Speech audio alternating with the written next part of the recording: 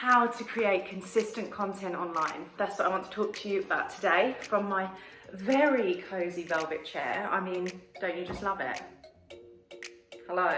So how can you start to create consistent content? And I get this question all the time. How do you stay consistent? How do you keep your energy high? How are you always so confident? How do you make your stories look so good? How do you always have new ideas? Don't you run out of content? Are you worried your audience will get bored? Do you repeat yourself? All of these questions come up. That's just 8. And I really wanted to just create a very easy, tangible video that gives you some platforms that I use, places that I go to enable me to create consistent content.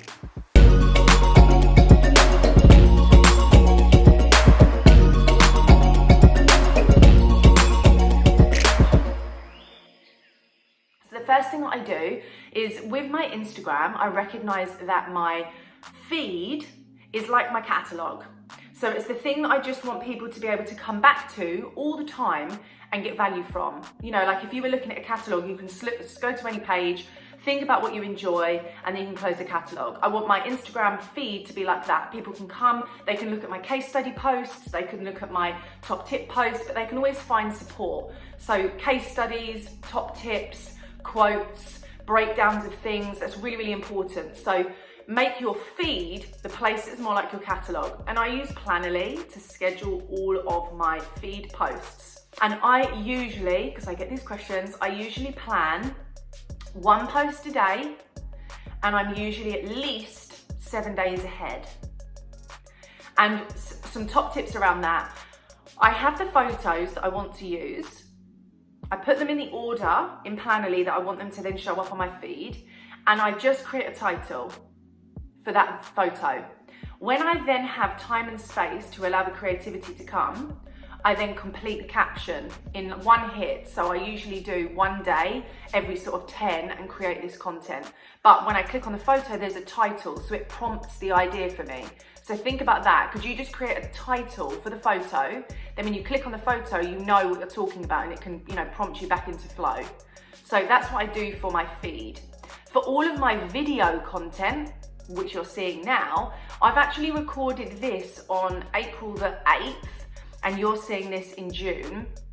And we use the Google Drive for me to put all of the videos in there for Martin, our video editor, who's a dream.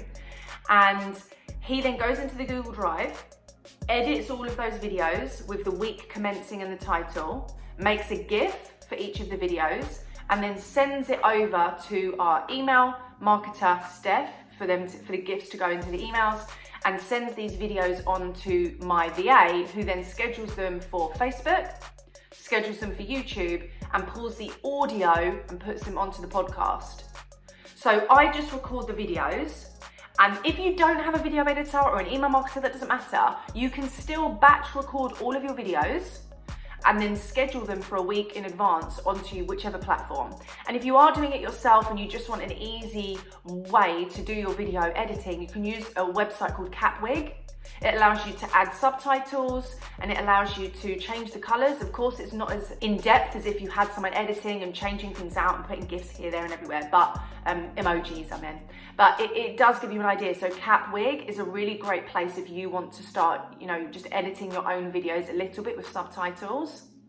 You see that a lot on places like Instagram. So that's what I do for my videos. And then they go out each week, every single week. That's how I stay consistent. I'm ahead of time. When it comes to my stories, I always do my stories in the moment, on the day, and I use the same font and the same 3 colors, black, white, and yellow. And I tend to use the same emojis.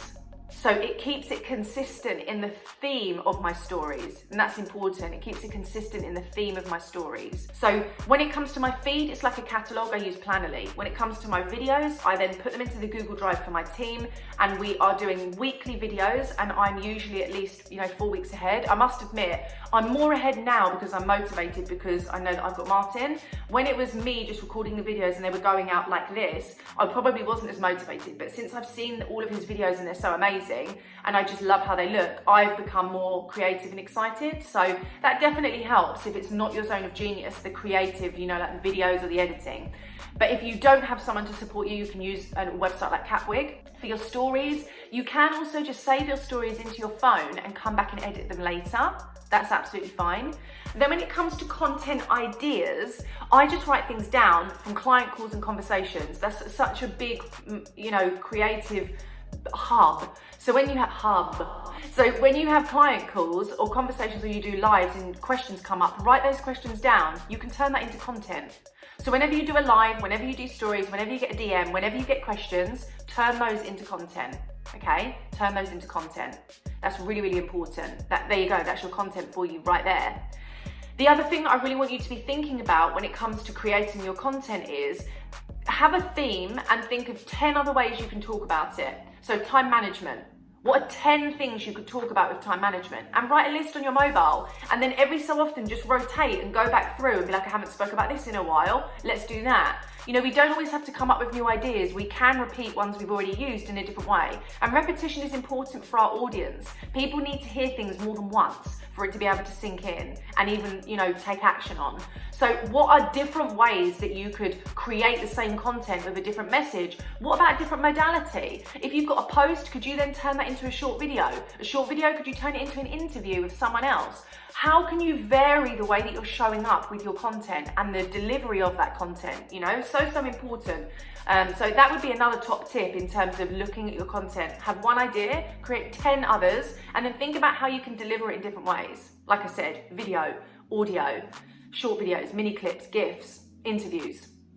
That's really, really important. If you do have or you want to start a podcast, we use StreamYard to upload all of our podcasts and then they go straight to our Apple Podcasts. There are so many others. Podbean is another one, but we use StreamYard. If you want to schedule on Facebook, use the Creator Studio. So when you go onto Facebook and you click onto the post, at the very bottom right, you can then schedule and it takes you to the Creator Studio and you can schedule everything for your Facebook page. I schedule everything, like GIFs, posts, questions, all sorts. So definitely schedule, you can use the Creator Studio. There are some amazing other tools to use, like When to Post. That's a really good website. So it will actually look at all of the analytics of your platform and tell you when would be the best time to post. So When to Post is a good website, have a look at that. And there is also some really good ways that you can start to block your time. So can you just, when it comes to things like your stories, spend 5 minutes a day? That's loads. 4 stories is 1 minute. So if you did 8 stories, that's 2 minutes. And then your stories are done for the day. So think about how you can start blocking your time out to create content, videos, stories, posts, and scheduling and batching and thinking ahead of time. It's really, really important. So hopefully that's given you some top tips. Some apps, some websites, some ways to start thinking about how to branch out in your content, some different deliveries. I could talk about this all day, but we're already on nearly 9 minutes and I want to try and make sure that these videos don't overload you so that you can go away with at least one nugget and take action on it. If you want any more support on this, I have a client attraction video masterclass, a social media strategies masterclass, they're both free, a content that engages masterclass, a discovery call script. They are all attached to this video, as well as a business bundle, which is going to support you in the 5 main areas of your business, and content is one of those big pillars inside that bundle. And we have the Success School, which is my flagship self-study, which goes through 3 core fundamental processes from your community building and your brand awareness to your business models for success, to scaling, selling, launching, and pricing in your business. And each of those has a video masterclass of about an hour and a half, plus some slides. So that is a really extensive, in-depth process to everything to set you up for your business success. So click on all of those links attached to the videos and it will be able to give you the best next step. But yes, I hope this has been helpful. Let me know any questions and we'll do some more on this, and I will see you very soon.